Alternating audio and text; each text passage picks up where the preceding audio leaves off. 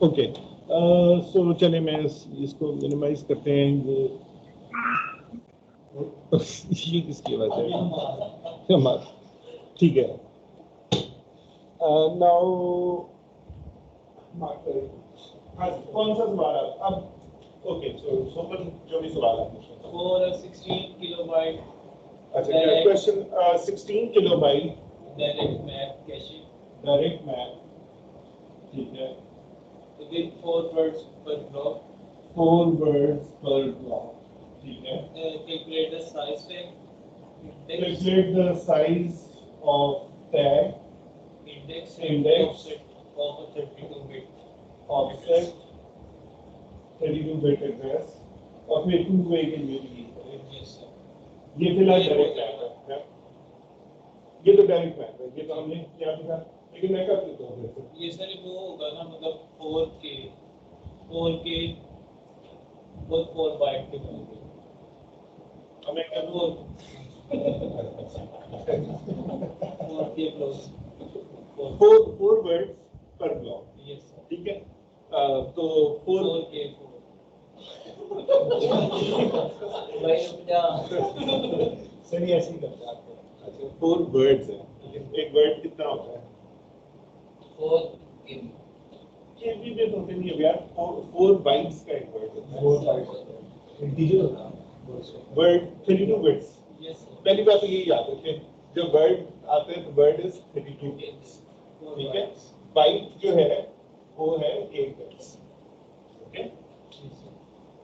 So this has एक word जो है उसमें 32 बिट्स का 4 बाइट्स।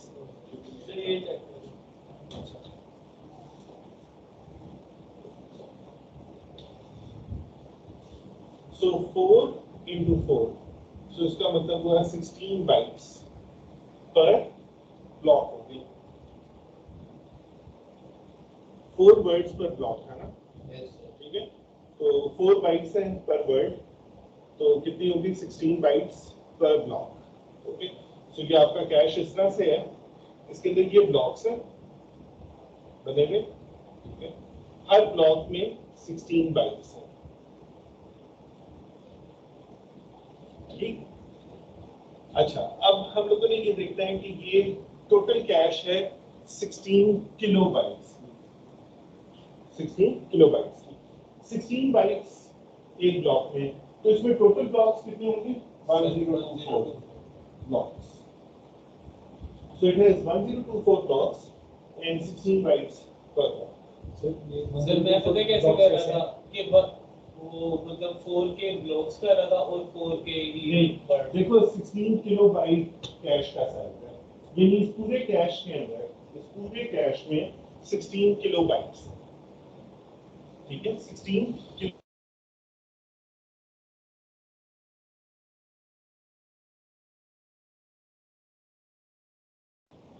है, नहीं ये नहीं बन रहा, तो 16 के नहीं बन रहा जी। टोटल आपके ब्लॉक्स हो गए 1024, 1024 into 16 is equal to 16 kilobytes, right? तो नहीं अभी बात क्लियर? अब ठीक है, आप तो अभी भी नहीं खुश, तो आपको क्या मसला है? 1024 की समझ सर किलो से आया ना 1000, देखो 16 kilo, what is kilo in digital? 1024, ठीक है। 16 बाइट का हाँ जी, 16 तो बाइट से कन्वर्ट किया 16 के। हाँ, अल्टीमेटली साइज तो आपका किलो बाइट्स में है ना, किलो वर्ड्स में तो नहीं है, ठीक है। किलो बिट्स में भी नहीं है, it is in kilo bytes. So 16000 kilo bytes है, ठीक है।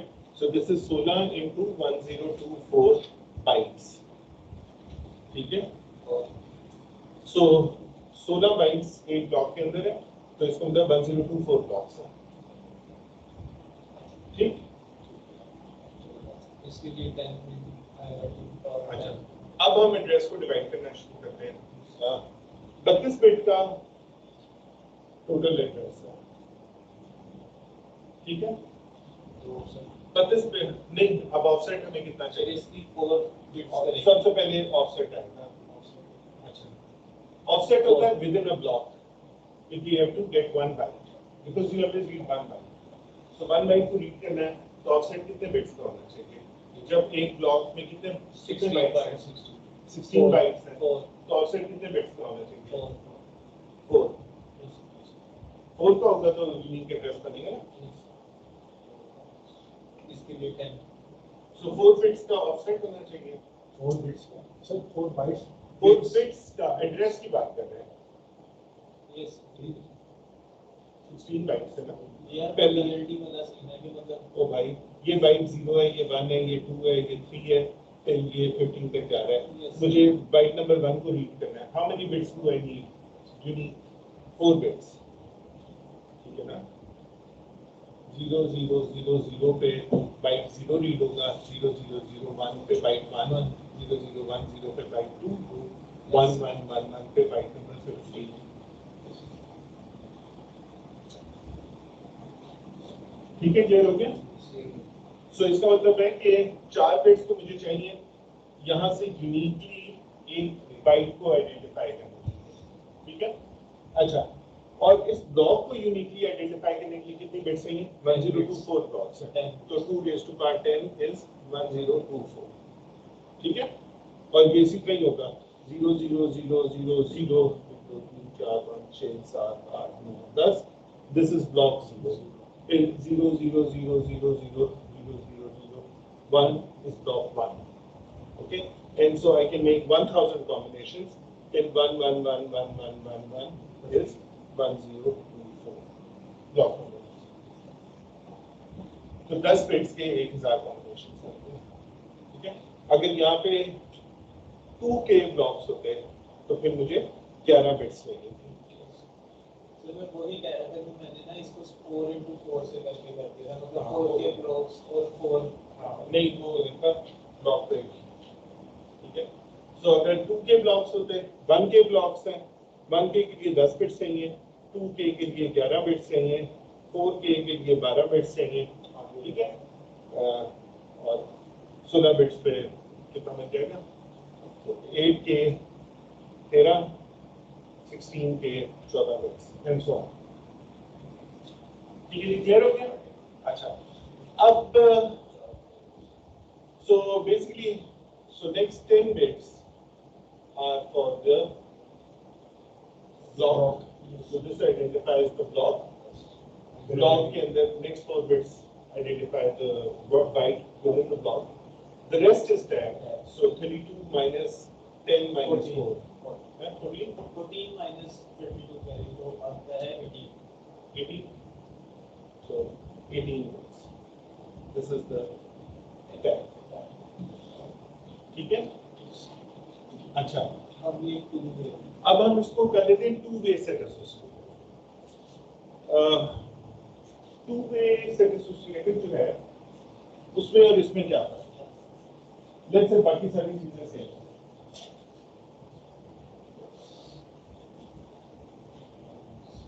2 वे सेट एसोसिएटेड में दो ब्लॉक्स होंगे। हाँ, एक इंडेक्स के ऊपर 2 ब्लॉक्स हैं, 2 और इनमें से किसी भी एक ब्लॉक में मैं डेटा रख सकता हूँ, ठीक है? इनके एक अलमारी है, उसका एक खाना मैं खुलता हूँ तो उसमें फिर इस तरह से 2 खाने, ठीक है? तो पहले अलमारी में एक 1024 खाने थे, ठीक है? अब क्या हुआ है, मैंने उन 1024 के ना 2 सेट्स बना दिए, तो अब मेरे पास टोटल जो सेट्स बनेंगे 512। वो 512 बनेंगे, 512 यस जिसके अंदर 2 है, तो टोटल ब्लॉक्स वही रहेगा, टोटल ब्लॉक्स तो 1024 है, लेकिन मैंने उन 2 ब्लॉक्स का एक सेट बनाया है, ठीक है? सो ब्लॉक 0 और 1 का एक सेट है, फिर 2 और 3 का एक सेट है, फिर 4 और 5 का बाइट्स डिवाइड हो गई। एक नहीं, बाइट्स हर ब्लॉक में उसी तरह ही है, 16 थी ना, तो इसमें भी 16 है, इसमें भी 16 है, इसमें भी 16 है, इसमें भी 16 है, इसमें भी 16 है, इसमें भी 16 है, ओके? अच्छा, सो नाउ बट अब मुझे जो मेरी इंडेक्स की बिट्स है ना वो मुझे वो मुझे सिर्फ 9 चाहिए, 9 bits for index, because index से मैं किसी एक इस सेट पे पहुंचूंगा और सेट्स मेरे पास अब 512 है। ब्लॉक्स, 2 ब्लॉक्स हैं एक सेट के अंदर, लेकिन सेट्स टोटल कितने हैं? 512। ठीक है, तो 2 वे सेट एसोसिएटेड का क्या मतलब है? 2 अगर आता है कि 2 वे सेट एसोसिएटेड, तो इसका मतलब है कि उसके अंदर 2 ब्लॉक्स हैं हर सेट के अंदर। तो अगर टोटल ब्लॉक्स 1000 हैं तो सेट्स कितने होंगे? आधे उसके 512। अगर 8 ब्लॉक्स हैं तो 4 सेट्स हैं। ठीक है, 100 ब्लॉक्स हैं तो 50 सेट्स। जब 50 सेट्स हो गए तो मुझे मेरा इंडेक्स जो है वो 9 बिट्स का हो गया। ठीक है, और बाकी सही है। नहीं, बाकी सही नहीं जाना, ये हो गया 9 बिट्स। अच्छा, ये 4 बिट्स ही रहेगा क्योंकि तो 16 ही है। क्योंकि ये तो 16 है ना, इनमें से मैं सर्च करूंगा तो जो भी ब्लॉक होगा जब मैं इनको आइडेंटिफाई कर लूंगा तो उधर तो मेरे 4 बिट्स होंगे। ठीक है, टैग अलबत्ता मेरा अब 19 का हो जाएगा। 9 बाकी बिट्स सारा तो मतलब सॉल्यूशन सेम है। 2 की पावर 9 एग्जीक्यूशन 5 तक होगा। ये आपको याद रखना चाहिए वैसे ना, Yes, sir. ये सारे डीएलटी वालों को याद रखना चाहिए कि इसमें 2 की पावर 4 16 होता है, 32 64, क्योंकि ये बहुत ज्यादा यूज होते हैं। यस 2 की पावर 10 1010, 2 की पावर 20 1 meg, मेगा नहीं तो megabyte, that is 2 raised to the power 20। ठीक है, तो ये अगर आप याद रखें तो आपके लिए काफी आसान हो जाएगा। ये लास्ट स्लाइड्स में है। ये भी क्लास है सर। अच्छा, जब डीएलटी पढ़ रहे थे तो कह रहे थे कि अप्लाई कहाँ पे होगा, अब अप्लाई हो रहा है तो कह रहे हैं वो हमने पढ़ा नहीं।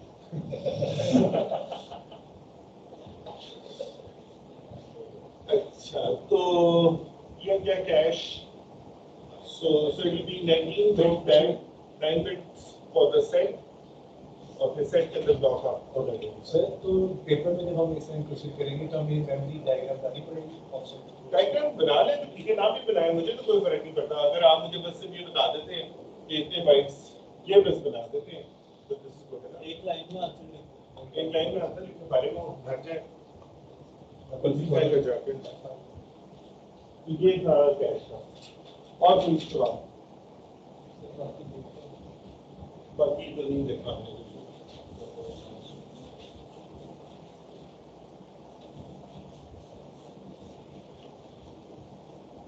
ये तो हो जाएगा।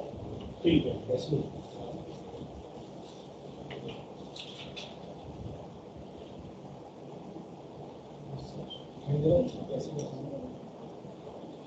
तो वो है ना यार, डेफिनेशंस है 600। अच्छा तो फास्ट हो जाता है।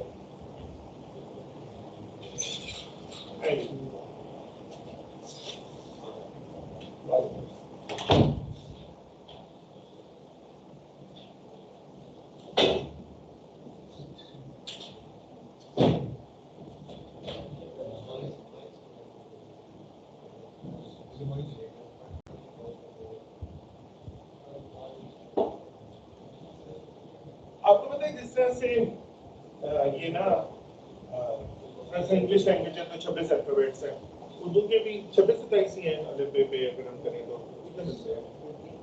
30 के करीब है, 30 अल्फाबेट्स हैं। अच्छा, ये बाइनरी के अंदर सिर्फ 2 अल्फाबेट्स हैं, जो ह्यूमन लाइफ है, ह्यूमन लाइफ की बल्कि life at least on this planet, उसके 4 अल्फाबेट्स हैं टोटल। यानी आपका पूरा जो सिस्टम बना हुआ है 4 अल्फाबेट्स पे। So it's not binary but it has 4 alphabets, A B C D उसको कहते हैं। ये 4 मुख्तलिफ मॉलिक्यूल्स हैं, एडेनोसिन, ग्लूकोनाइड, इसको बस शरीक ना केमिस्ट्री। हां उसमें भी खड़ा है उसको शरीक बता रहे हैं। ये नहीं रहा इसको कुछ बता रहा सिंगिंग के लिए गई सिंगिंग कोई भी नहीं आता। तो ये 4 बेसिक बस मॉलिक्यूल्स हैं और जो सारे आपके क्रोमोसोम्स डीएनए सारे बस इन 4 मॉलिक्यूल्स पे बना है। और मजे की बात ये है कि यही 4 मॉलिक्यूल्स हैं ह्यूमंस के अंदर, यही 4 आप पता भी उठा लें उसके अंदर भी है, फिश उठा लें उसके अंदर भी है, यही एक ही अल्फाबेट है ये 4। फिर ये 4 जो है ये ABCD मुख्तलिफ कॉम्बिनेशंस में इनके बने हुए जिस बाइनरी में हम बनाते हैं, तो उससे आपके वो अमीनो एसिड्स बन जाते हैं और तकरीबन 20 डिफरेंट अमीनो एसिड्स हैं, उन वो कंबाइन होते हैं तो प्रोटीन्स बन जाती हैं और फिर प्रोटीन से basically just 4 alphabets. They are enough to create any living thing. Binary में वहाँ पर हुआ है। देखो देखो देखो। हाँ जी, अगला सवाल है? सवाल के दौरान चलेगी। हाँ, सवाल के दौरान। इसीलिए कहते हैं कि मतलब बहुत सारे क्लेम्स लोग करते हैं कि एलियन लाइफ फॉर्म के ये चीज बाहर से आई थी, ये इस तरह का पौधा नहीं होता, इस तरह की फिश नहीं होती, लेकिन एलियन लाइफ फॉर्म का सबसे बड़ा जो सबूत होगा अगर कभी मिली तो उसकी जो प्रोटीन्स होंगी वो हो सकते हैं इन 4 की जगह किसी और अल्फाबेट्स में।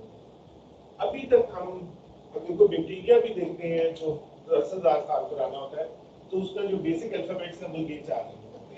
दैट मींस कि वो लाइफ तो एक्स्ट्रा टेरेस्ट्रियल लाइफ जो है उसके ये अल्फाबेट्स मुख्तलिफ होते हैं और वो सबूत होगा कि वाकई ही ये बंदा किसी और प्लेनेट से आएगा। लेकिन जब तक वो नहीं मिलता तब तक सारे लोग उसी पर रहते हैं। सारी तब तक कंस्पिरेसी थी। हाँ, बाकी कंस्पिरेसी, क्योंकि कोई भी ऐसी लाइफ फॉर्म अभी तक नहीं मिली जो इन 4 अल्फाबेट्स के अलावा हो। और ये अजीब से इत्तेफाक होगा कि कोई और करोड़ों मील दूर प्लेनेट है, वहाँ पे भी लाइफ बिल्कुल इसी तरह इवॉल्व हुई, तो ये एक प्रूफ होगा। पर ऐसे चले अगला सवाल पूछें कौन से?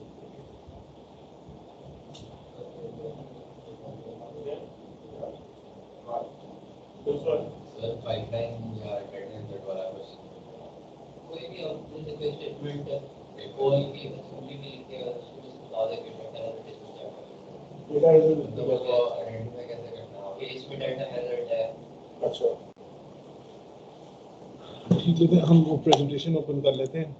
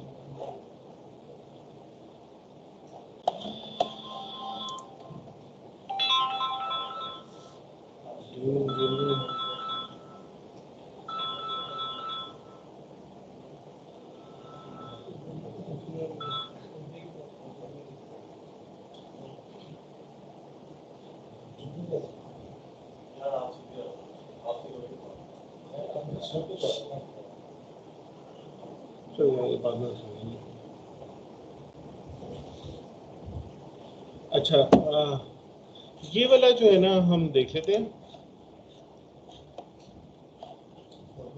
फॉर एग्जांपल ये वाला कोड लेफ्ट साइड पे ये जो है।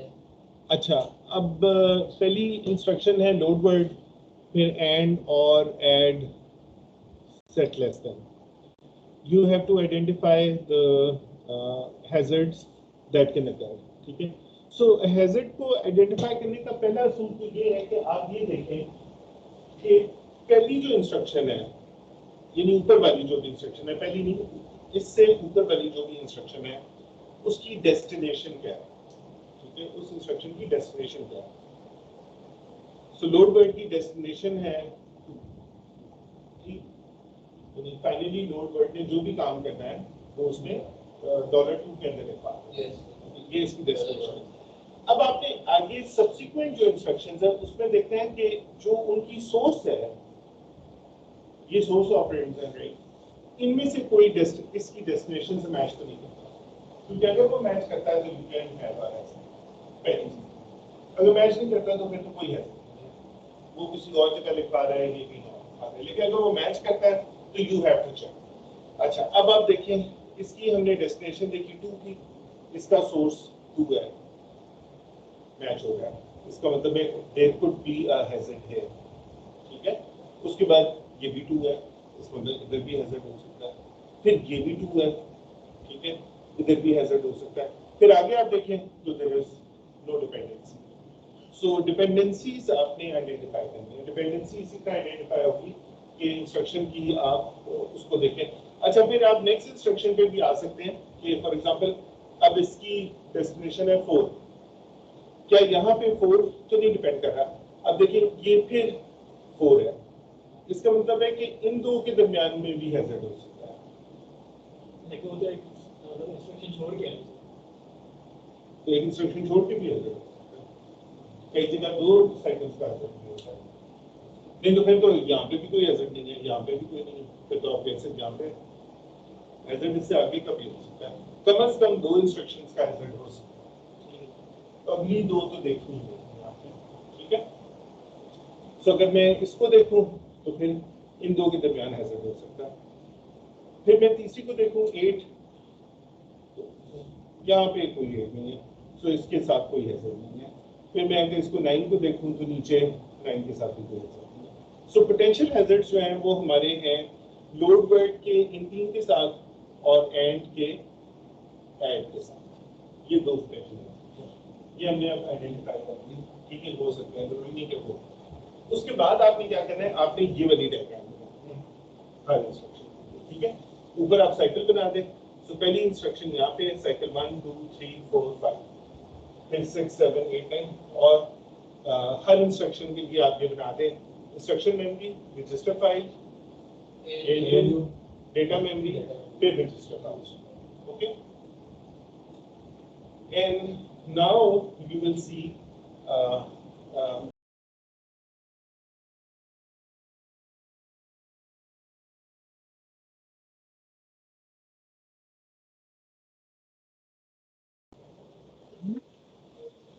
अच्छा यार तू कर दो।